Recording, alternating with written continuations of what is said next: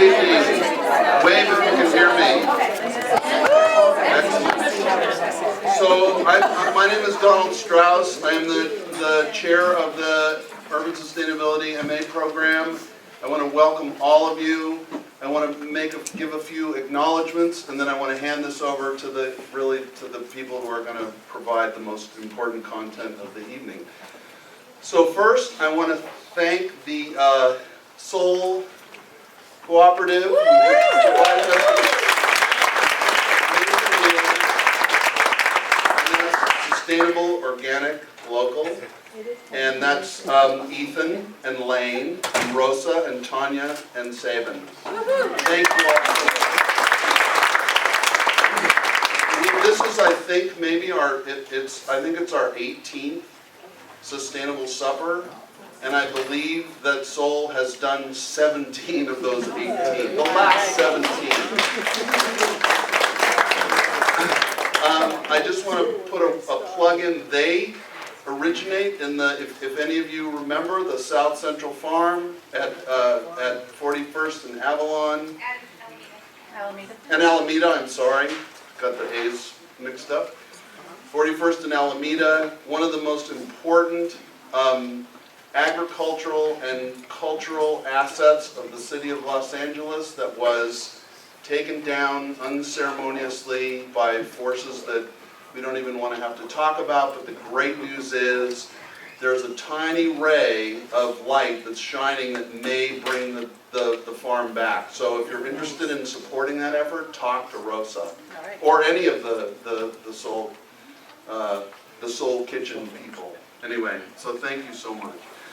I want to thank a few key people who make this event come together. Karen Ochoa, who has done superhuman work to bring this residency together. Catherine McDonald, who does superhuman work every single day and single-handedly carried an entire cohort across the threshold into this residency. Chantalie Brown, who is somewhere in the room, who is our superstar ringer federal work study, who's actually teaching us stuff already. So we're really grateful to have her. And then my collaborator from the very beginning of this effort, Andrea Richards, who is the co-founder of this program. And then finally, my colleague, Gilda Haas, without whom many things about this evening would not have been possible. So, you know, Gilda is one of the founding faculty of the program, as is Jane Paul. I left Jane out, so I've got to go back now. That's all right. Good job. Jane always scolds me when I acknowledge her too much. Anyway. But Gilda doesn't, so I will heap the praises on Gilda. So if you, so Gilda is a curricular innovator. She's a warrior for social, economic, and environmental justice change in the world. If you're an activist in Los Angeles and you don't know Gilda, you should probably go back and do your homework. But I'm most grateful for all the incredible contributions that Gilda made to this program, including the Big Question Lab, which all of you students are involved in this week, that really produces extraordinary work for whatever nonprofit organization that we're working with. And that really was Gilda's brainchild. But most important of all, Gilda's brainchild was also the Climate Justice Fellowship. And tonight we are going to be, we're going to have an evening that will be led by our first graduating Climate Justice Fellow, Gopal Dayaneni, to whom I invite you.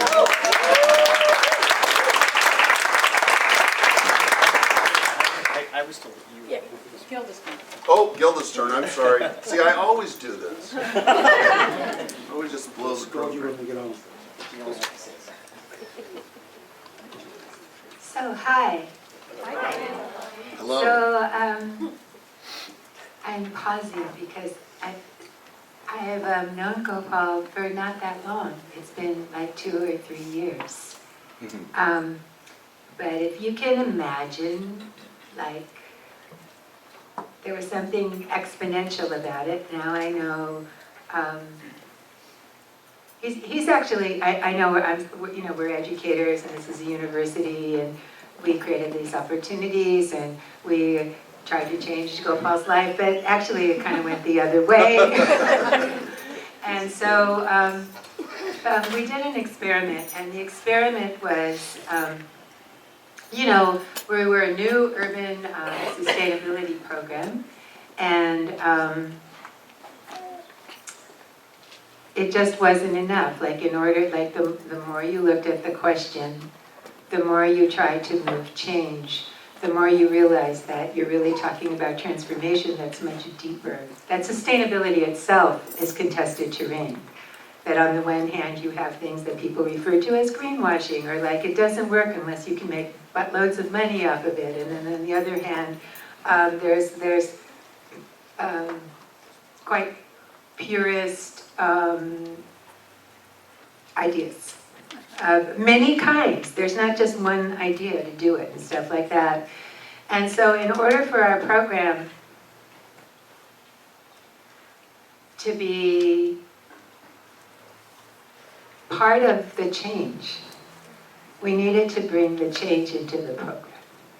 Okay, so we could read about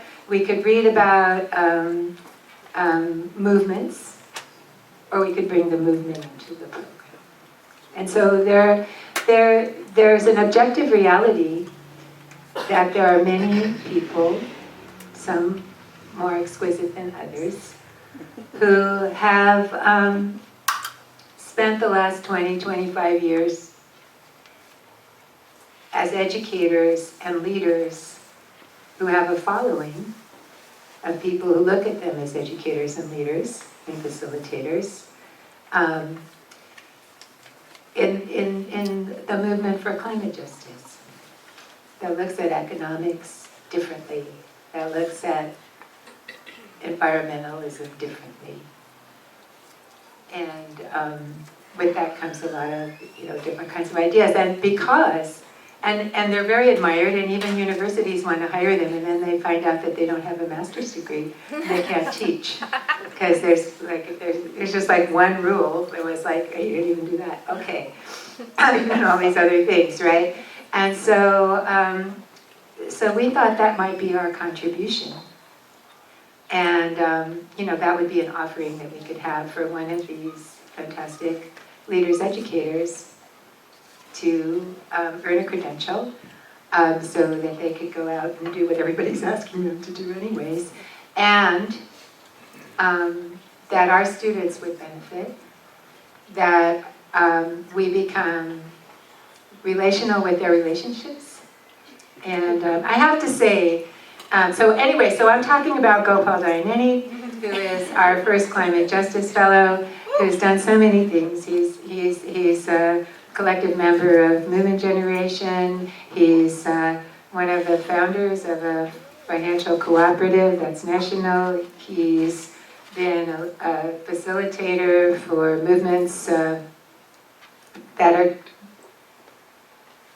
working to transform the ideas of that we would maybe refer to as Black Lives Matter into concrete change. I have to say, with all due respect to us, that we got the better side of the deal. All we got was a master's degree.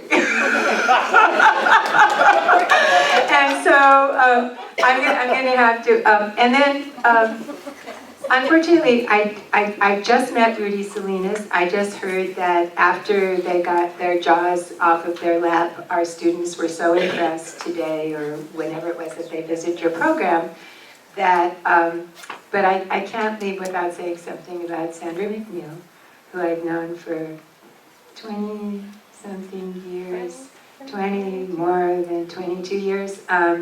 She was actually, I met her, she was my teaching assistant, She helped start Strategic Actions for a Just Economy. She's actually like, everything that I've ever gotten credit for, Cassandra kind of did. A lot of. And so she was like the founder of the Figueroa Quarter Coalition, which negotiated the Staples Agreement. She was the the organizer for that. And for the last, and so SAGE has just had its 20th anniversary. She's now the land trust. And I have to say, in the world of names, even though I obviously talk a lot, in the world of names, it's not my strong suit. Like our coalition, Figueroa Quarter Coalition for Economic Justice, had the unfortunate acronym of FICAJ, which are a name only a mother could love. Originally, the land trust name was the Figueroa Quarter something land trust, and now it's called Trust South LA, which is probably one of the best names in the universe. And Sandra's been in the leadership there for the last 10 years, and it's amazing. So, thank you, Sandra. And thank you, Go Paul. He teaches all my classes. Does everything.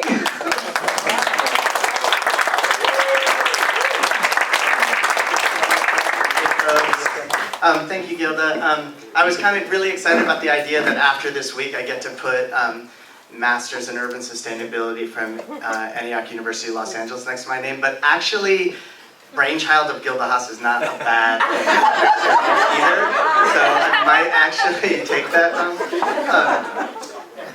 Thank you. We're going to have a wonderful couple of presenters this evening, Sandra and Rudy, and we're going to have a conversation together about land and housing and justice. But before we do that, I wanted to just take a quick minute to really appreciate and share a little bit about the experience of having the Climate Justice Fellowship at Antioch University and the Masters in Urban Sustainability program. It was a huge and amazing opportunity, not only because, for me, the opportunity to actually step back out of the daily work of whether it's organizing direct actions or planning campaigns or beating your head against the UN or whatever it is we're doing in the world of climate justice, the opportunity to take a step back and to have a space where you get to reflect on those ideas, you get to figure out how to translate them and communicate them to folks who for whom they might be newer ideas, and to have an environment that expects a level of rigor in how you communicate them, but asks you not to hide any of the truth or lived experience that you bring to the work. This idea of educator practitioners that is at the heart of the fellowship really is an amazing thing, and it is actually very unique in a place that doles out titles. And I just want to really lift up and appreciate that and all of the incredible resources and support. And mostly, if I could have all of the current and former students in the Masters in Urban Sustainability program stand up, whether or not you were forced to sit through a class of mine or not. Because it is a really incredible community of practice. It is not about studying and theorizing about ideas. It's about actually applying what you are learning and thinking about in the real world, and finding what your passion is in the world of sustainability and urban sustainability, what it is we are trying to sustain, and what abilities you bring to that. And so that's why at the end you don't end up with a really long paper that sits on the shelf, but actually a pragmatic project that is in service of the community. I look forward to having the opportunity to continue teaching here, if that's allowed, and also helping support the figuring out who the next Climate Justice Fellow can be and how to expand the project so that we get more practitioners who are able to actually engage in this work and imagine what their future will look like when they're too old and tired and grumpy to be activists anymore. Not true. Not true. Thank you. I'm going to do a little bit of setting us up for the wonderful conversation we're going to have today with Rudy and Sandra. we're going to be talking about land and housing, and actually I want to frame this about this idea of rethinking our relationship to land. And we cannot actually have that conversation without taking a moment to uplift what is happening in Standing Rock and with the indigenous communities who are rallying and organizing, and the allies who are showing up in the struggle against the Dakota Access Pipeline, and more importantly, the struggle for sovereignty, for the protection of water, for the protection of land, and the protection of the sacredness of their cultures. And it is not surprising that when you contest the fundamental question of sovereignty and land and the rights of indigenous peoples to their land and sovereignty, that you will be met with maximal violence. Absolutely. And so, not only should we uplift our comrades at Standing Rock for their safety and keep them in our minds for their safety, but for their success, because it is their success and not just stopping the Dakota Access Pipeline, but doing it in the framework of their right to land and their sovereignty that has the potential to be a fundamental game changer in our social movements. So I just want to uplift that as we start.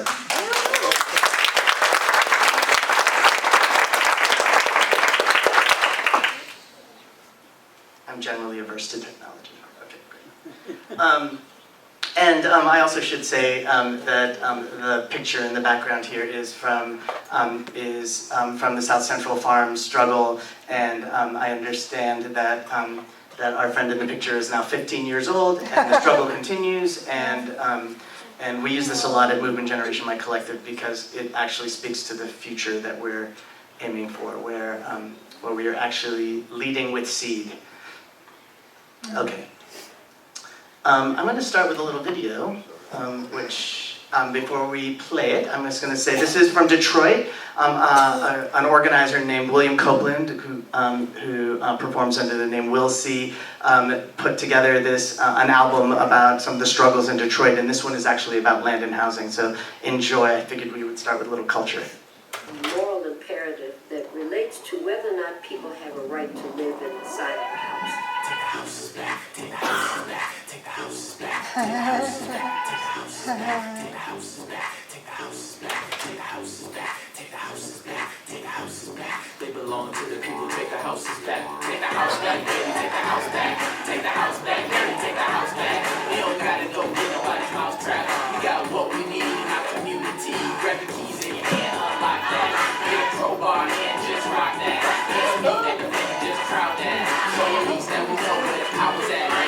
Making houses, turn them into homes. Let your mental roll like a signal phone. It's true indeed, there's a human need. People on the street and the cribs empty. This ain't no baby, babe, ain't no ass to shake. Just to open the bell, get the class away. Cause we mad as hell, man, it's cold as hell. We some northern soldiers, they made us yell. To my southern cousins, let's take it there. On the coast, provoke, protect your peace. Occupy our homes, let's play for keeps. Let's roll the dice, this game is deep. Take a band and lots, take a garden plots, then guard the plots. Cause the block is hot, unbar the lots, then watch for cops. When we get together, we're hard to stop. Take the house back, baby, take the house back.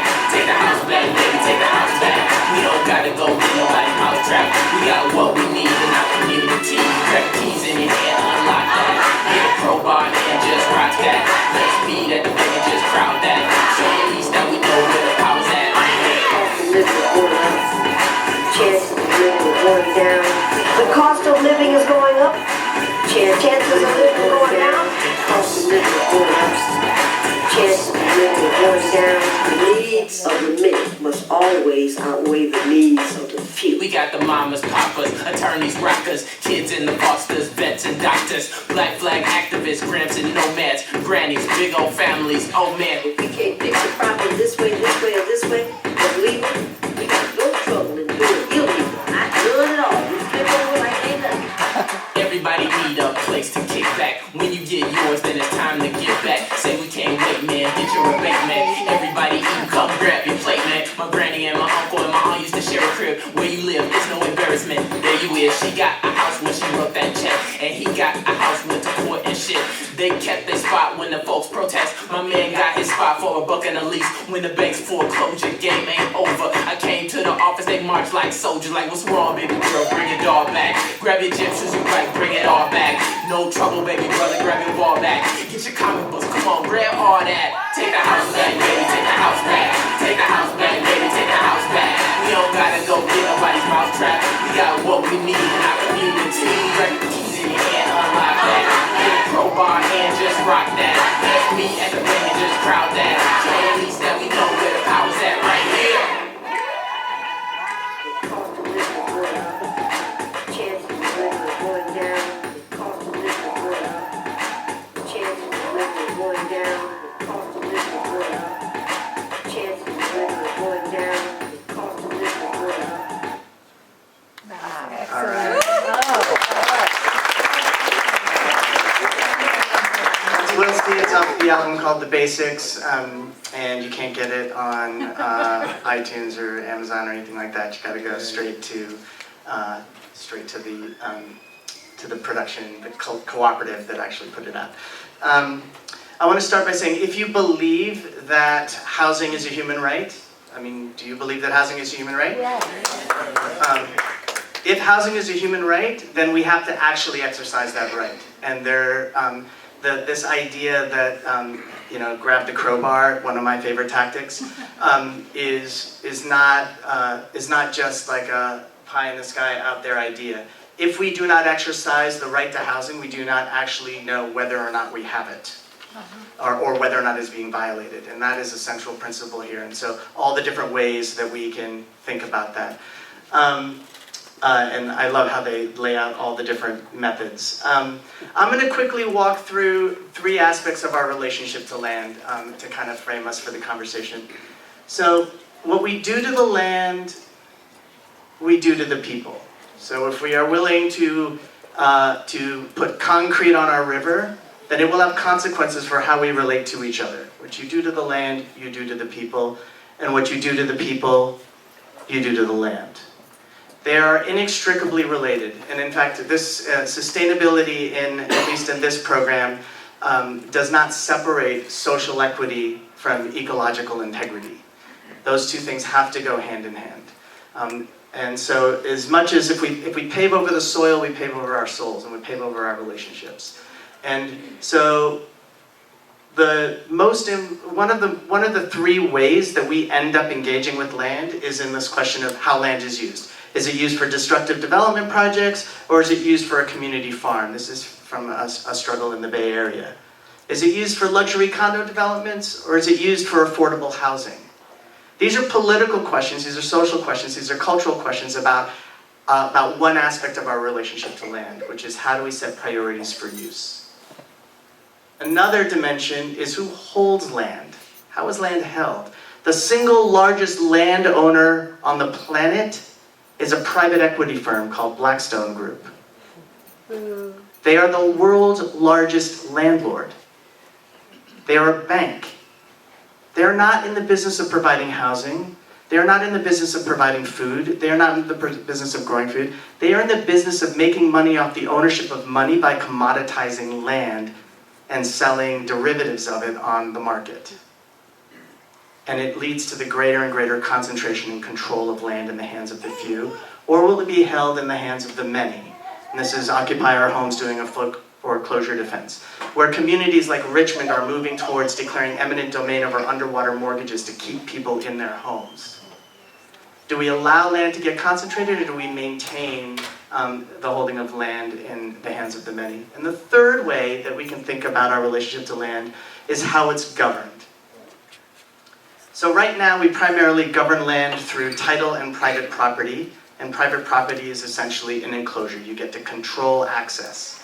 And all enclosures, whether it's the fence around your house that's protected by the cops, or the border around the nation state that's protected by an army, is always enforced through violence. This is the reminder of Standing Rock, that all enclosures are ultimately enforced through violence. And so it is not surprising that when we commoditize our relationship to soil, we militarize our relationship to each other. Or are we going to hold land as commons? Are we going to hold it as a right of people to have access to? And do we govern it democratically? So just quickly, this is the top two pictures are Dudley Street Neighborhood Initiative, a community organization in Boston that managed to get the authority of eminent domain to seize blighted, burnt down properties and turn them into a large community land trust that is now a membership-based organization that has cooperative enterprises, that runs a charter school, and that has political influence in the community. It is a permanently organized community because the land is not viewed as property, but as a community resource to be shared by all. And below are two other examples of that. This is LA Neighborhood Land Trust and the Community Garden through the LA Neighborhood Land Trust. And the other one is in Seattle, which is a housing land trust in Seattle. And this is the idea that you can take the land off the speculative market. You can take away the desire to turn it into just, to view it as just an asset and not view it as the wealth of the community.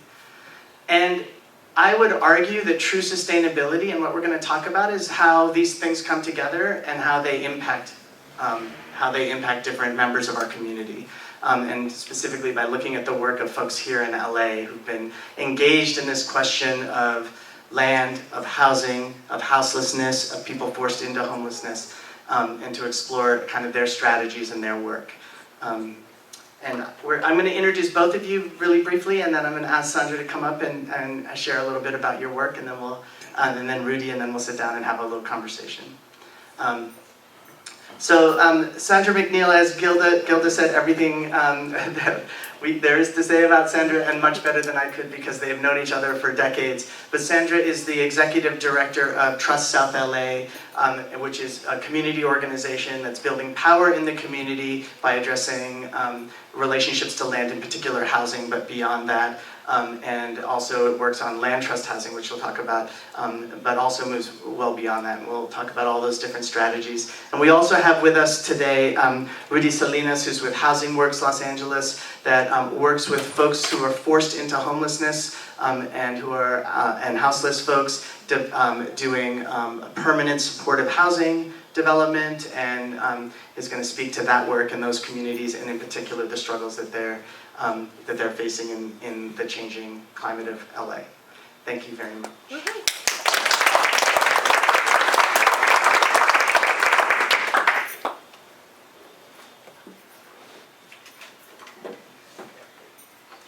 Thank you so much for having me here. This is an amazing room. I'm really honored to be here, and thank you for being committed to look at this issue, which I do believe is essential when we talk about cities and about how we reclaim space and how we move towards a just society. So thank you for looking at this. So Trust South LA, which over around 15 years ago, we started looking at the challenges in our neighborhoods. The north part of South Central was really faced with incredible development pressures, and we could see where this was heading, that we started to experience displacement in the neighborhood. We saw as property values and rents began to rise. And it was clear to us that we needed strategies which were long-term solutions that would be mixed and held jointly and moved forward collectively in conjunction with other organizing efforts. So the formation of our land trust really happened after a group of folks from our neighborhood came back from visiting the East Coast in a trip that we made in 2002, where we looked at anti-displacement strategies that communities on the East Coast were using.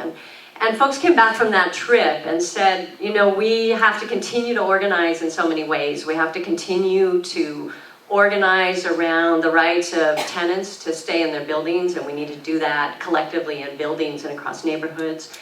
We knew that we needed to continue to challenge both public and private investment in our neighborhoods and ensure that there was broad community benefit for working class Black and brown folks from the neighborhoods.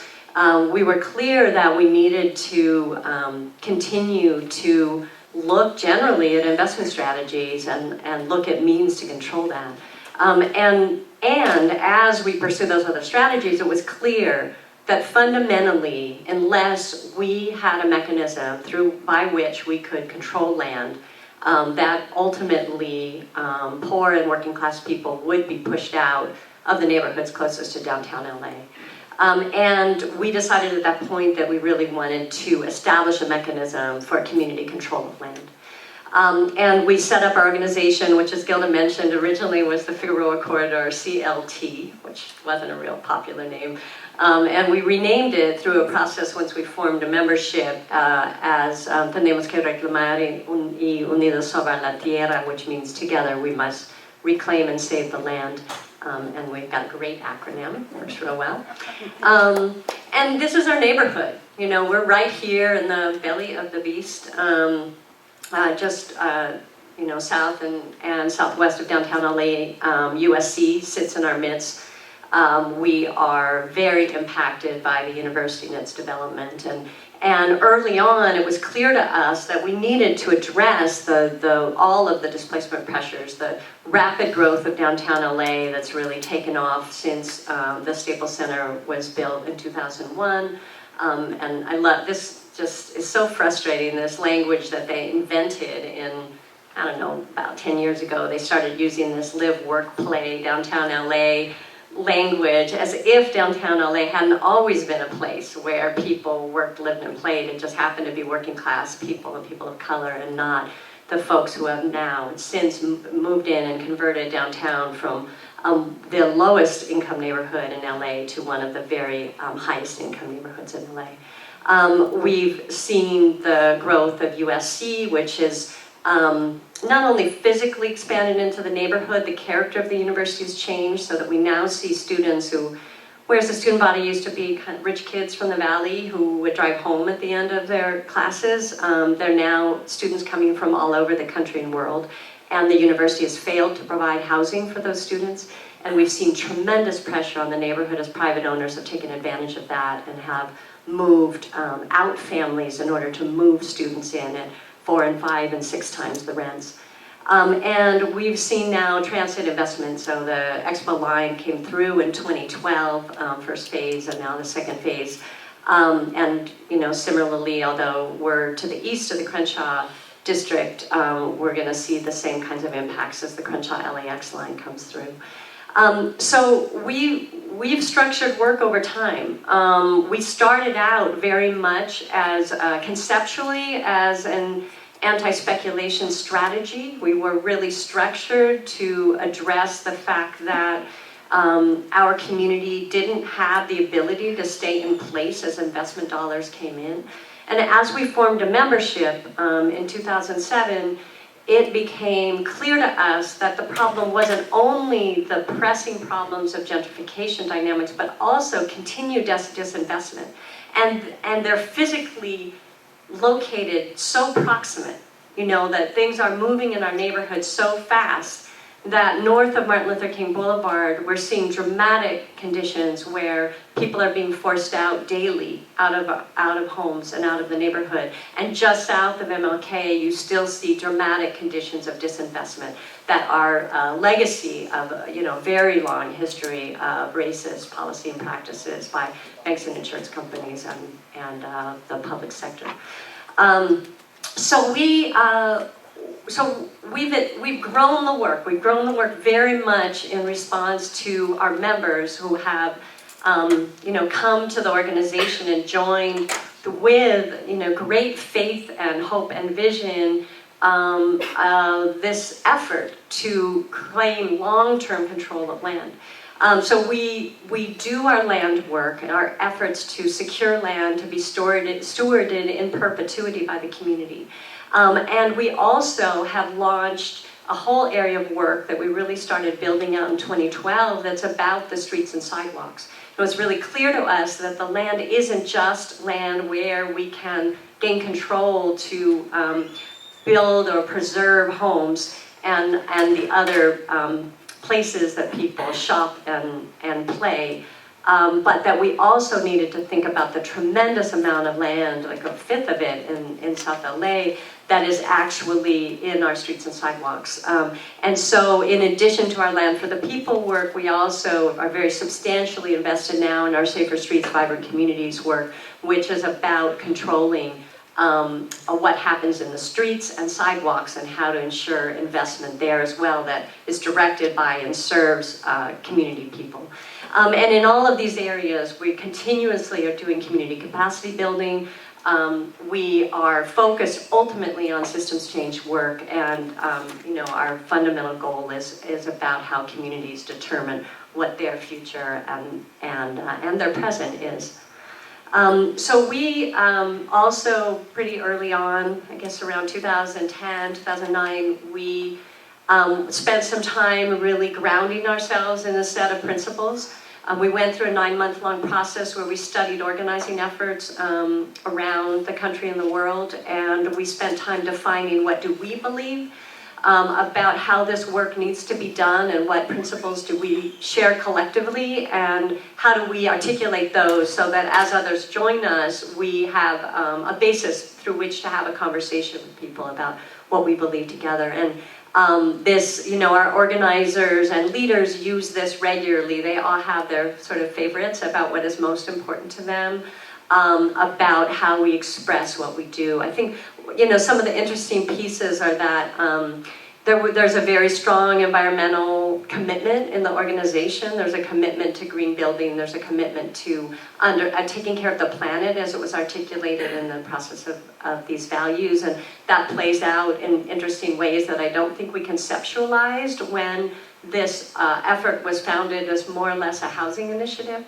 And the transparency piece is also critical to people. How do we ensure that there's transparency in how we operate as an organization? And that's been critical because we are member controlled. So our organization we are a nonprofit, but as a nonprofit, we're distinct in that we are a membership organization. So our members actually have legal authority over the organization. They elect the board of directors from among the majority from among themselves. They